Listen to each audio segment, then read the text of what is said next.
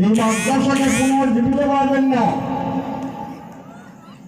পাগড়ি আছে, পাঞ্জাবি আছে, লম্বা নামাজ পড়ে না, এই মাদ্রাসার অবস্থা হয়েছে, এই মাদ্রাসার অবস্থা হয়েছে।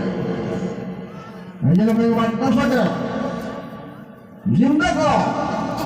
যে সমস্ত বুজুর্গ এই মাদ্রাসার খুঁটি কেটে দিচ্ছে, ওনাদের কি আশা ছিল যে আমরা মারা যাব, এই মাদ্রাসাগুলো চলবে, সব পাবো, আল্লাহ আজাদ থেকে আমরা বাঁচে থাকবো।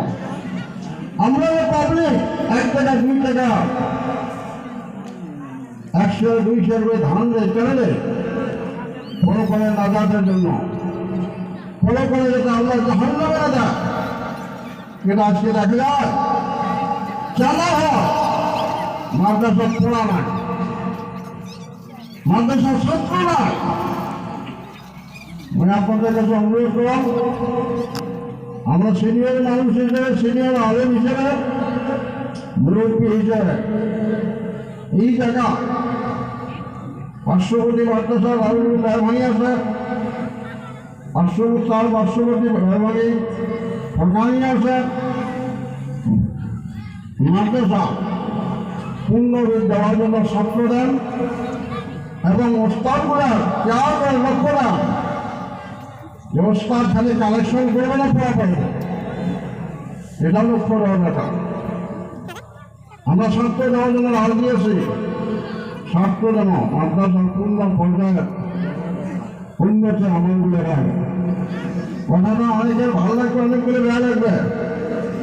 টিচার মিটার আসলে মানুষ ঠিক হয় না, টিচার মিটার আসলে মানুষ ঠিক হয় না। কেন মাদ্রাসা অবস্থায় লোক মাদ্রাসা কেন বানিয়েছে? ছেলে মাদ্রাসা কেন আছে? ছেলে নাই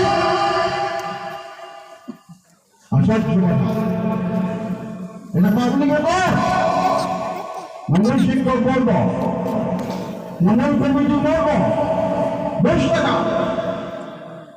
কেন আলাদা না? প্রত্যেকটা মানুষের হয়েছে মাদ্রাসা, কে চালে যাবে? মেয়ে মানুষের চালাবে, পর্দার আওয়াজ সেই চালাবে। এই জন্য অনুরোধ, এই মাদ্রাসা যাতে পূর্ণ রূপ পায়, মাদ্রাসা যাতে ছাত্র ভর্তি হয়, লেখাপড়া সুন্দর হয়, কমিটি লেভেলে, প্রস্তাব লেভেলে অন্তত এই